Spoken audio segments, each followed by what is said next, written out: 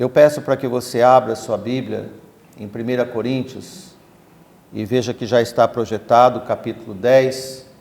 Vamos ler do versículo 11 até o versículo 16.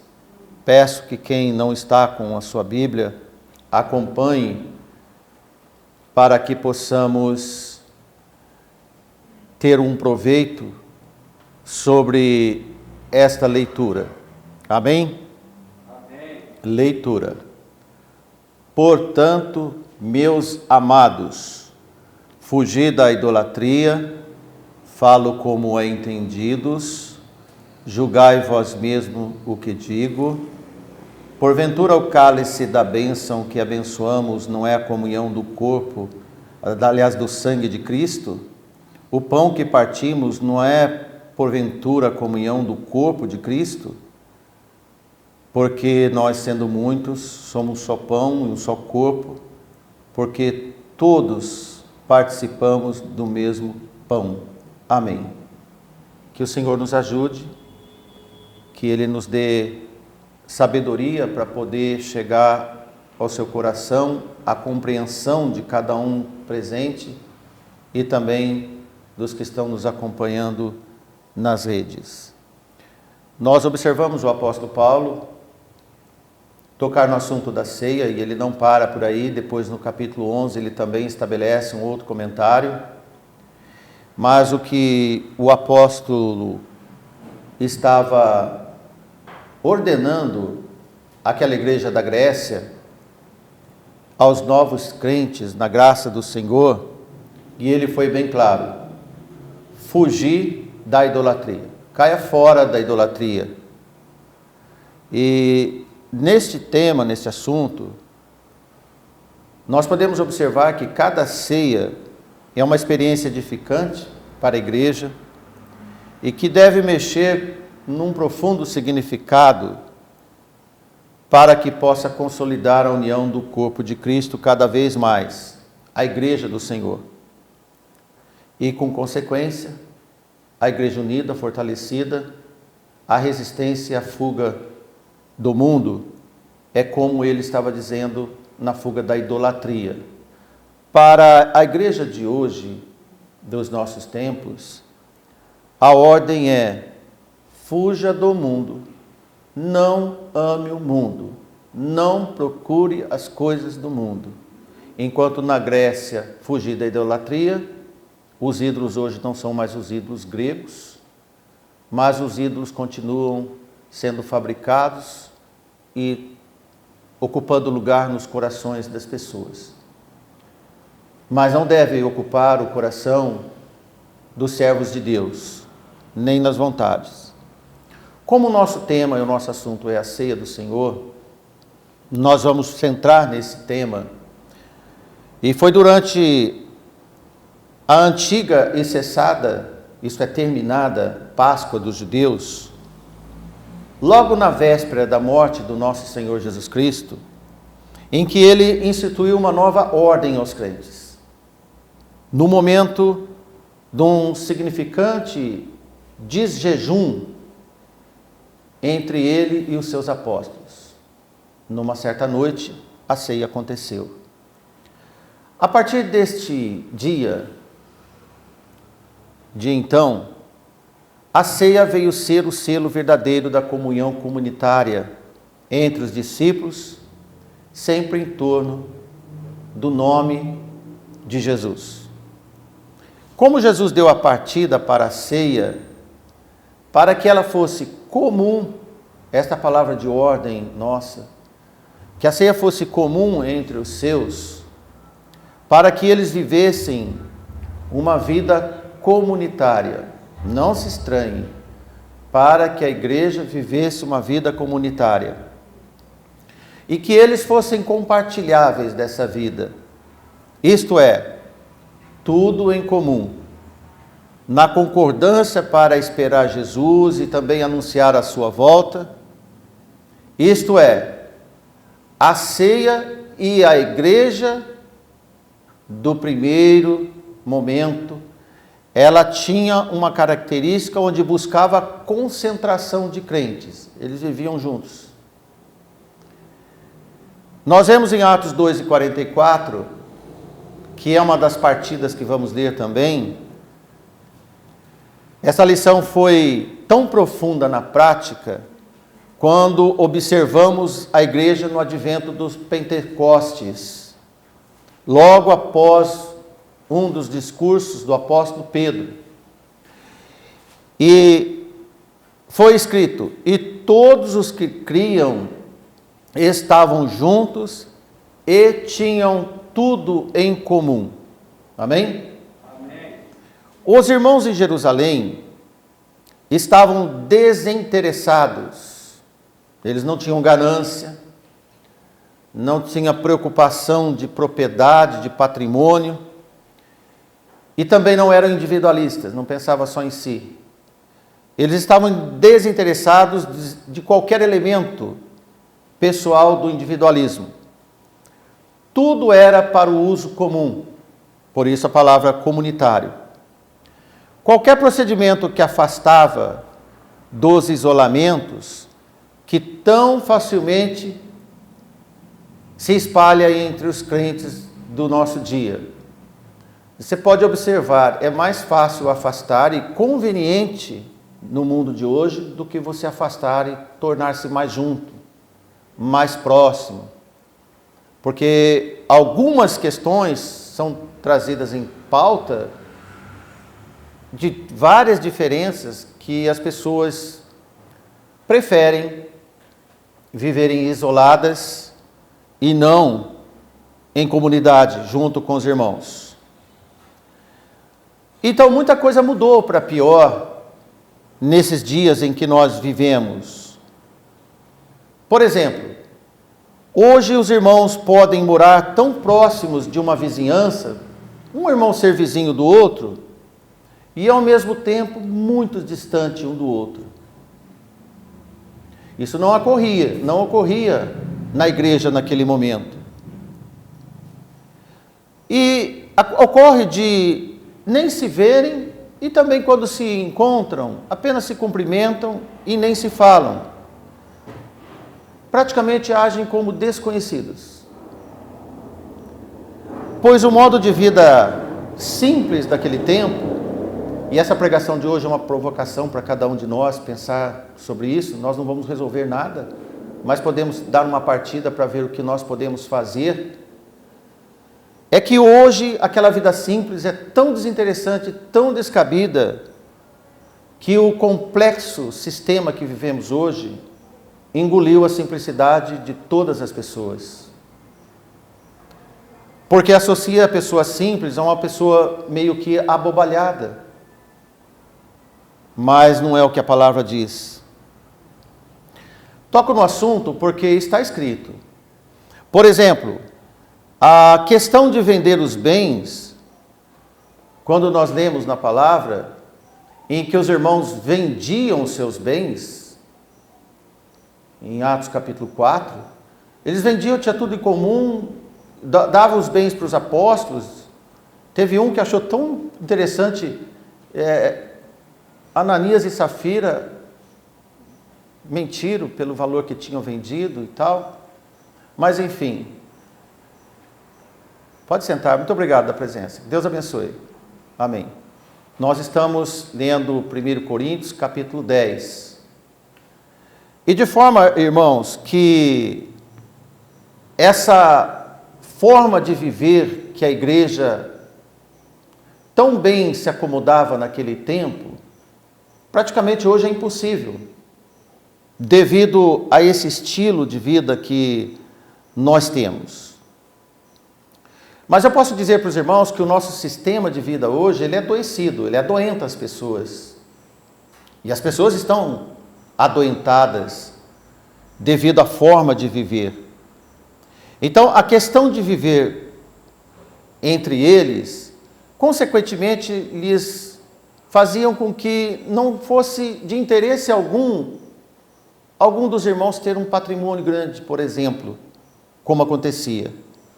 Porque o mais importante entre os irmãos era eles estarem juntos, com frequência, unidos. Depois a questão de compra e de venda ia acontecendo naturalmente. Na ceia da igreja, nos tempos modernos em que vivemos, após todas as revoluções culturais que aconteceu nos países, na sociedade, e mais por fim, no século XVII, XVIII, a Revolução Industrial.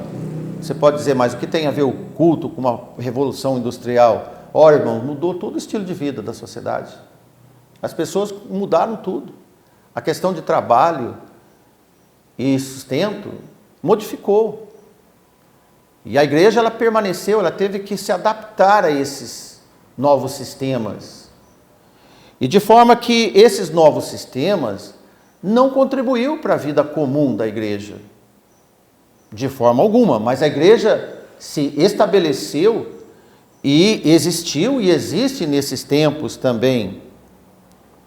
Então, esse novo método de vida que está mudando cada vez mais, influenciou no povo de Deus. Toma-se a ceia na igreja, por exemplo, com pouca comunicação entre os irmãos e pouca convivência entre os irmãos. Estou passando uma fotografia para os irmãos de hoje, como era. Que os irmãos iam para a ceia naturalmente, como vamos falar. Por isso, irmãos, nós moramos todos numa mesma cidade, pequena, razoavelmente pequena. E como já disse para os irmãos, alguns são vizinhos. E não se veem, nem se conversam por semanas, ou mesmo que não sejam vizinhos, também não se comunicam. Ainda que ocasionalmente. E onde se encontra? Apenas na igreja, e ainda quando coincide, há vindas entre um e outro, porque nem todos vêm em todos os cultos da igreja. Por isso que o que deveria ser incomum, passou a ser comum, e o inaceitável como normal. Na contramão dos ensinos, pode ocorrer de alguns ter mais tempo para com os ímpios, e agora o reflexo de tudo isso. Acontece que temos mais tempo com os ímpios e não temos tempo para a igreja.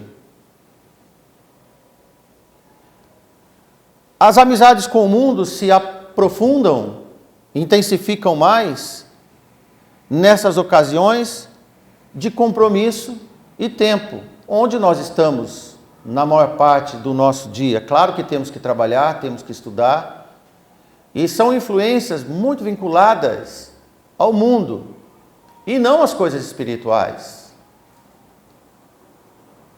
Então o mundo torna-se um ambiente comum, e as regras do mundo passam a ser aceitáveis. Quando você está mais tempo com os de fora, ocorre da causa dos eventos principais da sua vida ser também comum com os eventos do mundo. Então é natural, por exemplo, as pessoas terem vontade de participarem dos eventos do mundo e pouca vontade ou pouco interesse de estar presente no evento bíblico da igreja. De forma, meus irmãos, para você ter uma ideia, veja como os irmãos estavam em Jerusalém, em Atos capítulo 2, vamos ler uma parte, devido ao tempo, Atos capítulo 2, versículo 46 e 47. E perseverando unânimes, todos os dias no templo, e partindo o pão em casa, comiam juntos com alegria e singeleza de coração, louvando a Deus e caindo na graça de todo o povo, e todos os dias acrescentava o Senhor à igreja aqueles que se havia de salvar. Amém? Amém. Isto era o meio de vida dos irmãos, como eles viviam no dia a dia. Observe que há uma simplicidade de coração, e isto afugentava as desconfianças entre eles, porque para viver junto com alguém por mais tempo, você não pode viver com desconfiança, nem com preconceito, tem que se aceitar cada vez mais, é como um casamento, é como uma família, E a igreja é uma família do Senhor. Então, o que ocorria com aqueles irmãos é que eles se tornavam graciosos entre eles. Isto é, uma boa e excelente convivência. Hoje, se nós tocarmos no assunto como estamos tocando alguém pode estar pensando, como viver assim? Não tem jeito. Porque o pouco que eu vivo eu já discuto com alguém. Pode ser que alguém está pensando assim. E isso já está ocorrendo na família. Como está o ambiente dentro dos lares, das casas? Lá tem os quartos, sala, e acontece que muitos estão se isolando. Um vai para o seu quarto, outro vai para a sala, outro vai para um lugar. Eu tenho feito projetos de casas grandes com poucas pessoas. E as pessoas têm pouco tempo de ficarem juntas. Bom, irmãos, como esses irmãos viviam juntos, em 1 Coríntios 10, 24, nós vemos um dos comportamentos deles. Ninguém busque o proveito próprio, antes cada um o que é de outro. Olha, o casamento, para ser duradouro, o marido não pode buscar apenas seus interesses. Ele tem que olhar para os interesses da sua esposa. E a esposa olhar para os interesses do seu esposo. E eles começam a viver 1 ano, 2 anos, 3 anos, 10 anos, 20 anos, 50 anos, e de repente eles olham para o outro e falam assim, meu bem, nós estamos 50 anos juntos. Como nós conseguimos? E eles vão ver como se comportaram para poderem viver juntos. Por isso, irmãos, que assim como na família, era rotina na igreja eles viverem tão próximos e tão juntos. As rotinas que hoje a maioria tem no mundo, porque quando nós trabalhamos numa empresa, nós temos uma rotina na empresa e convivemos às vezes com várias pessoas tão desconhecidas. Na escola é a mesma coisa. Na família, pretende-se também a mesma forma. Só que na igreja, não acontece. Não acontece nada desse tipo. Porque nós vamos todos os dias no serviço, os jovens todos os dias nas escolas, pessoas que têm seus compromissos de assistir uma coisa, ir para um lugar, ir para um lazer, ir para o outro, ou cada um faz o seu roteiro de conviver com pessoas. E os irmãos iam todos para a igreja. E qual é o problema? Nós achamos normal, e é normal ir trabalhar todos os dias, mas ir para a igreja todos os dias já não é tão normal. Mas era normal. E hoje não é mais. Porque ir à igreja todos os dias, e como diz no templo, era a rotina dos irmãos, encaixado no dia a dia deles. Era a inclusão, inclusive, principal. Hoje a igreja, irmãos, é secundária para muitos. Não é um fato tão importante assim. E de forma que, como para nós é rotina as refeições nos lares e com as famílias, era rotina para os irmãos comerem juntos, porque ali estava a família deles.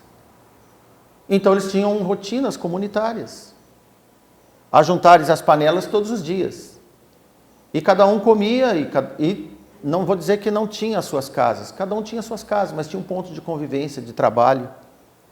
Em Atos 2,46 diz, e comiam juntos com alegria e singeleza de coração, louvando a Deus e caindo na graça do povo. Olha os de fora o que achavam da vida deles. Achavam gracioso o modo deles viverem. Porque você e eu possamos achar estranho ou impossível, mas era estilo comunitário, diário, normal deles. E isto fazia a igreja crescer. Assim como eles achariam muito estranho você perder, por exemplo, 4 ou 5 horas na tela do celular e talvez bisbilhotando coisas que não vai te ajudar em nada, e depois reclamar de um culto que estende mais de 1 hora. Se aqueles irmãos primitivos chegassem e contassem essa história para eles, olha que absurdo, como que pode ser crente assim? Eles vão num show, por exemplo, de uma música sertaneja e fica 4 horas pulando. E tem membros de igreja que fazem isso. Mas quando vem na igreja, o culto deve demorado. Se passar essa informação num tempo passado para aqueles irmãos, eles iam dizer, mas como pode ser crente assim? Como pode? Por isso que Jesus disse certa vez em Mateus 6:21, porque onde estiver o vosso tesouro, aí está também o vosso coração. Ali está o seu tempo de uso e desuso. Porque onde está o nosso coração, nós nos alegramos. Esse é fato. Qualquer um se sente bem onde está o seu coração. Quando uma pessoa encontra a pessoa amada, ela tem que se sentir muito bem. Porque ali está o seu tesouro. E por isso que alguns chamam o seu amado, a sua amada de tesouro. E é mesmo. Porque o coração está ali. Como tudo não é tão novo e também tudo não é tão velho assim, a igreja de Éfeso, uma igreja que era participante desse tempo, ela começou a apresentar um certo desinteresse por convivência e por igreja. E muito cedo. A síndrome que era exclusiva de uma igreja, agora é comum em milhares de igrejas, irmãos. Em Apocalipse capítulo 2, 4 e 5, na sentença do nosso Senhor Jesus Cristo, a palavra da revelação diz, tenho porém contra ti que deixaste o teu primeiro amor. Isso acontece em casamento, acontece em várias etapas da vida, e não poderia. E acontece também na relação igreja-Senhor. E o Senhor diz para ela, lembra-te, pois, de onde caíste, e arrepende-te e pratica as primeiras obras, quando não, brevemente, a te virei, e tirarei do seu lugar o teu castiçal, se não te arrependeres. Olha, irmãos, a acusação do sintoma, como nós vimos, o esfriamento, o desinteresse, é imediato, assim como o remédio é eficaz também. Lembra-te, pois, de onde caíste, e arrepende e volta o que fazia antes. Observação interessante é que os irmãos louvavam a Deus e o efeito era que o ímpio gostava de ver e se interessava para ir para a igreja, caindo na graça de todo o povo. As pessoas pensavam quando via a comunidade da igreja do primeiro século, que povo diferente é este? Olha que vida comum eles têm, eles se ajuntam, ficam tempo, um ajuda o outro. E nada falta para eles.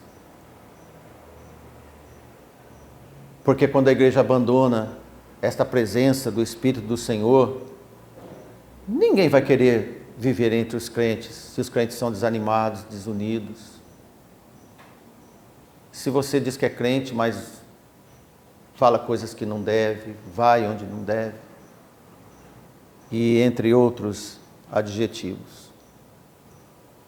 Porque Tiago 4:4, o evangelista diz, qualquer que quiser ser amigo do mundo, constitui-se inimigo de Deus. Olha, irmãos, vamos entrar num tema que está em Atos capítulo 4, nós não vamos ler agora, mas você pode abrir para você dar uma sintonizada no assunto.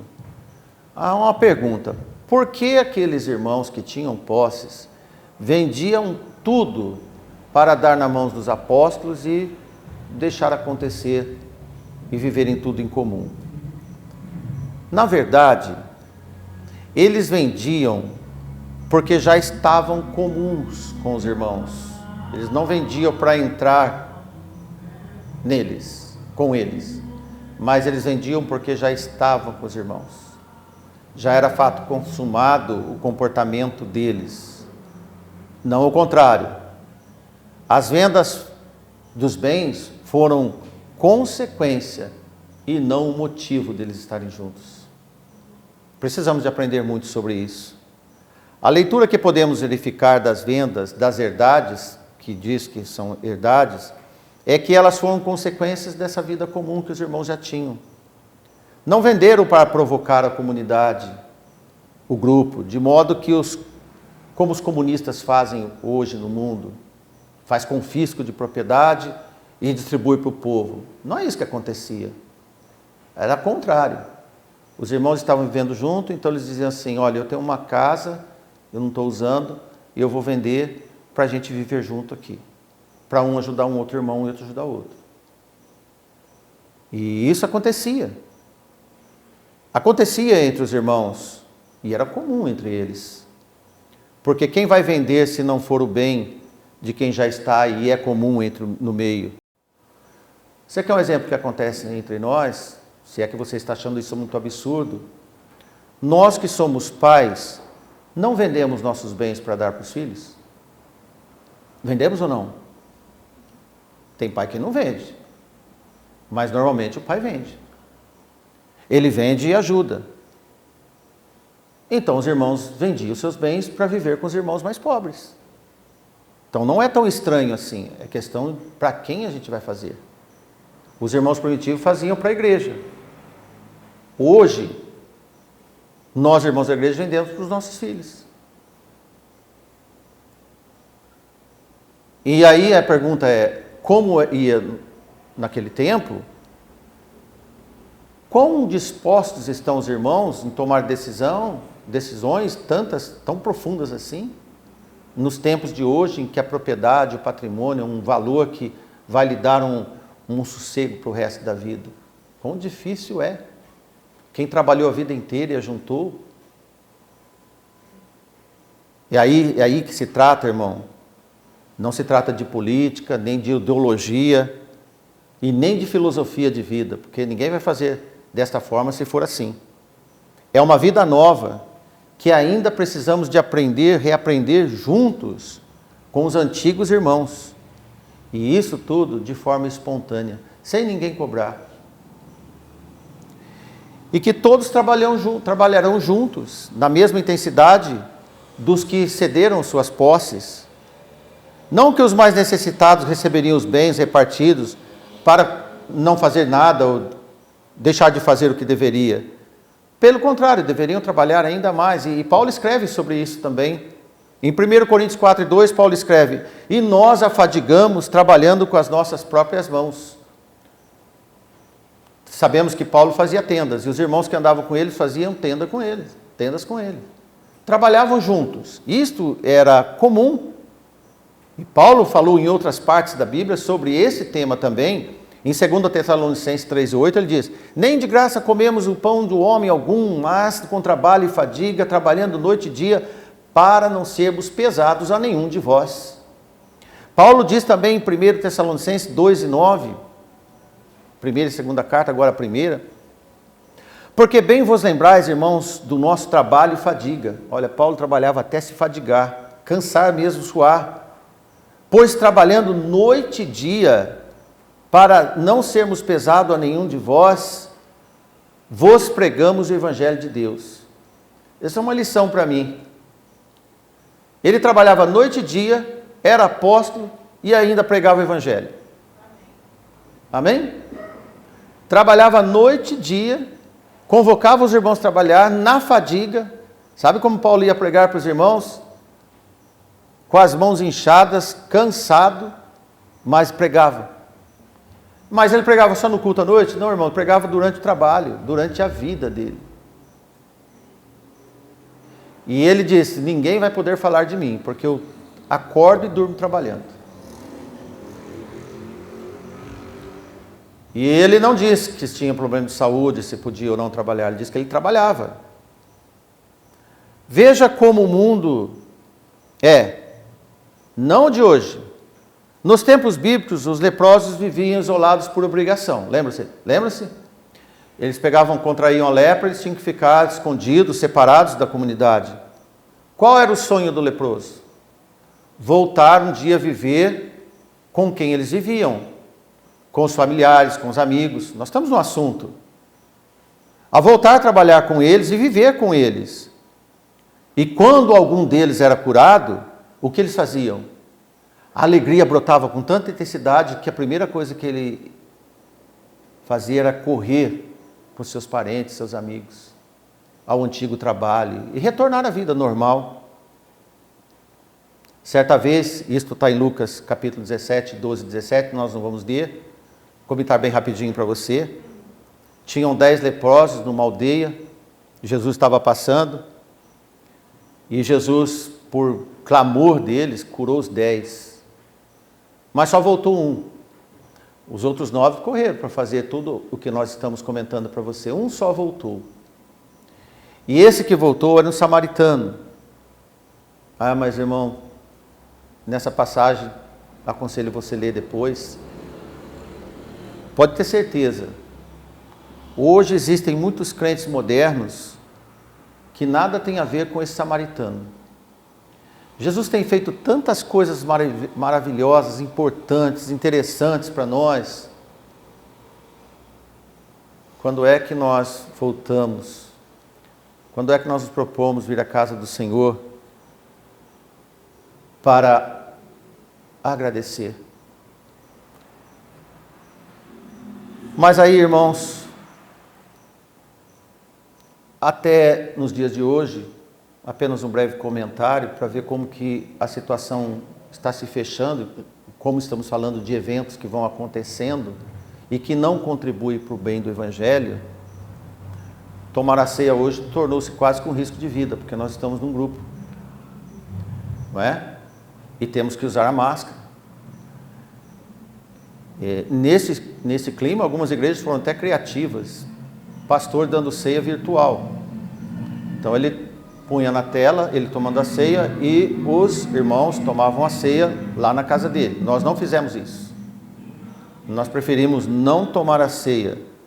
E assim fazia por modo virtual, transmitido ao vivo, e tudo por tela.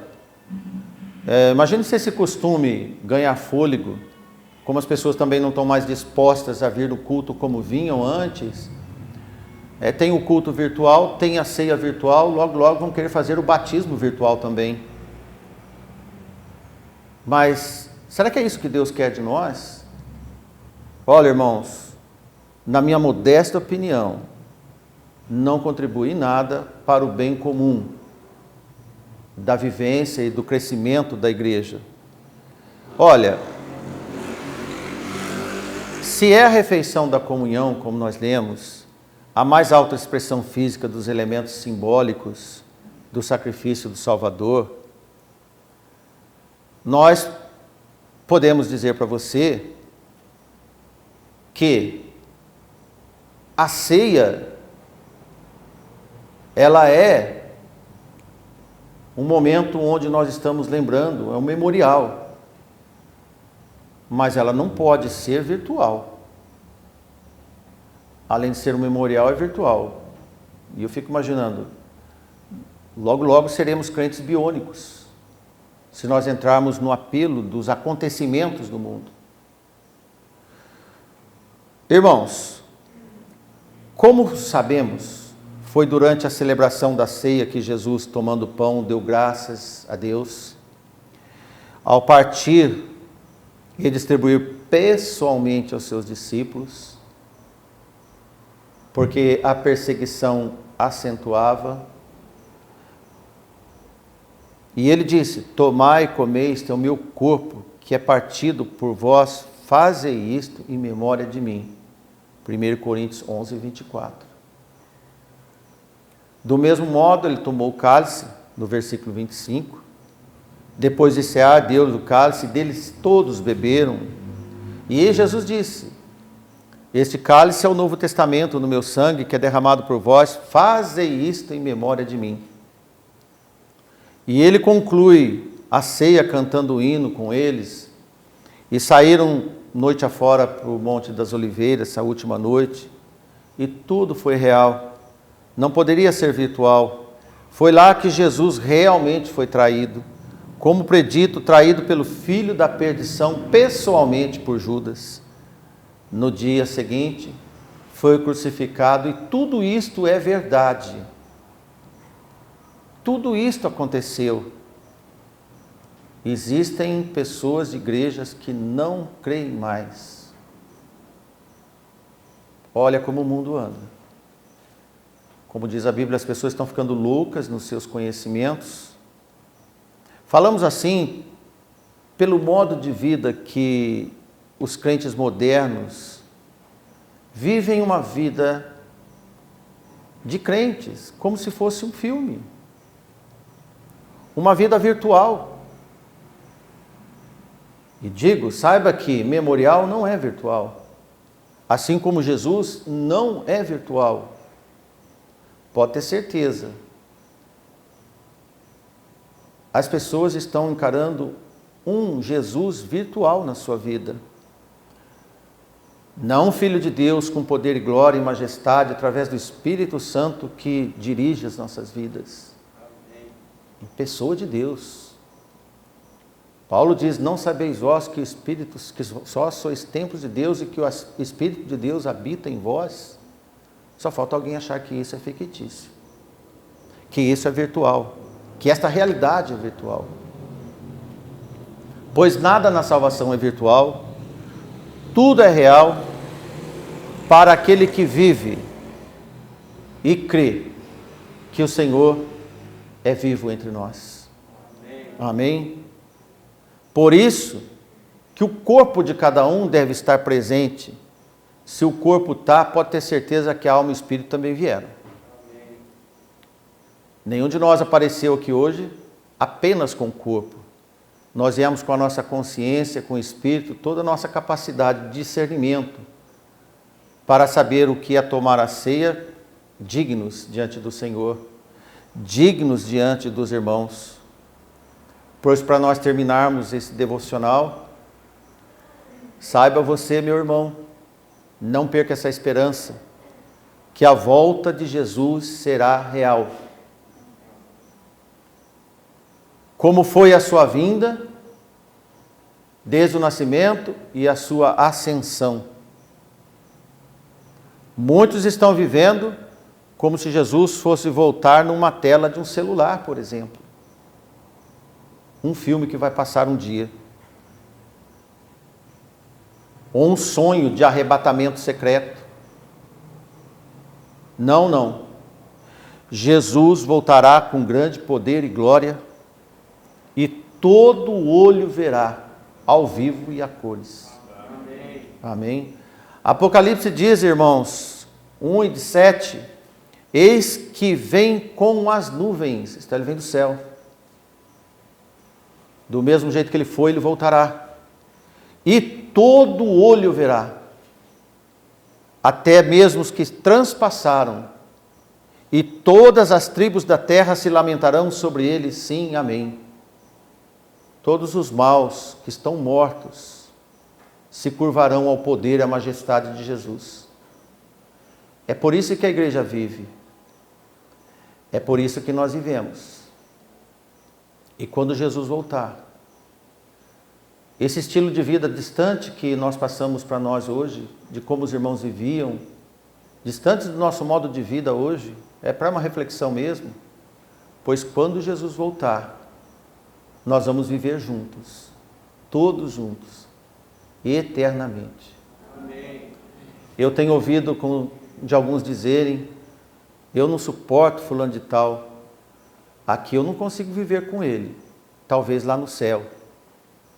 Meu irmão, se devido a todos os problemas e as dificuldades, esse mundo que nós vivemos, não tem como você estar perto mais do seu irmão, pelo menos tenha vontade de estar do lado dele. Tenha vontade de conversar com ele. Não deteste dessa forma. Jesus não ensinou isso. Até Judas, que ia o trair, Jesus ficou com ele como amigo. O Velho Testamento diz, até o meu melhor amigo me traiu. E é Judas. Jesus tratou Judas como seu amigo. Que lição para nós. Quem é que nós vamos tratar como inimigo? Jesus ensinou para nós em Mateus 4:5. Eu, porém, vos digo, amai os vossos inimigos, para que sejais filhos do Deus Altíssimo. Esse é o recado, para tomarmos a ceia, para esperarmos Jesus. Se nós não podemos viver tão juntos quanto poderíamos, pelo menos nós podemos ter vontade de viver todos juntos. de ajudar os necessitados, de conversar com os irmãos e dizer: irmão, eu concordo com isso, não concordo com tal coisa, mas eu gostaria que você pensasse. Isto é viver em família. Isto é o povo de Deus. É assim que Jesus vivia com seus discípulos. E veja que Jesus, hora e meia, volta e meia, chamava a atenção deles, repreendia. Chegou a falar para Pedro que Pedro estava falando pela boca de Satanás. Chegou a dizer para Pedro que: olha, Pedro, Satanás quis ir andar contigo, mas eu não deixei. Amém? Ele é real. Jesus é real. Porque também nós somos reais, filhos de Deus. Amém. Que Deus os abençoe.